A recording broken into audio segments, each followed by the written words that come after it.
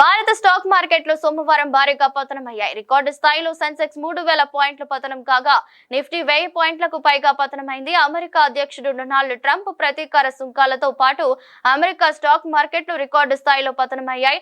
మరోవైపు ఆసియా మార్కెట్లు సైతం భారీ నష్టాల్లో కొనసాగుతున్నాయి. హాంకాంగ్, చైనా మార్కెట్లు దాదాపు 10% పతనమయ్యాయి. ఈ భయాలు దేశీయ మార్కెట్లపై తీవ్ర ప్రభావం చూపాయి. ఈ క్రమంలోనే సోమవారం ప్రారంభంలోనే సెన్సెక్స్ 3000 పాయింట్లకు పైగా పతనమైంది. నిఫ్టీ 1000 పాయింట్లకు పైగా తగ్గింది. ప్రస్తుతం సెన్సెక్స్ 2524.33 పాయింట్లు తగ్గి 72,824.03 వద్ద కొనసాగుతుంది. నిఫ్టీ 817.5 పాయింట్లు తగ్గి 22,806.95 వద్ద సాగుతుంది. ఇక డాలర్ మారకంతో పోలిస్తే రూపాయి విలువ 30 పైసలు తగ్గి 85.74కి చేరింది.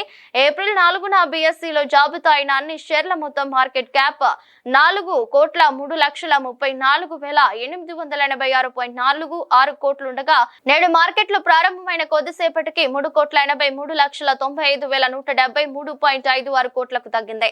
ప్రారంభంలోనే పెట్టుబడిదారుల మూలధనం 19,39,712.9 కోట్ల సంపద ఆవిరైంది.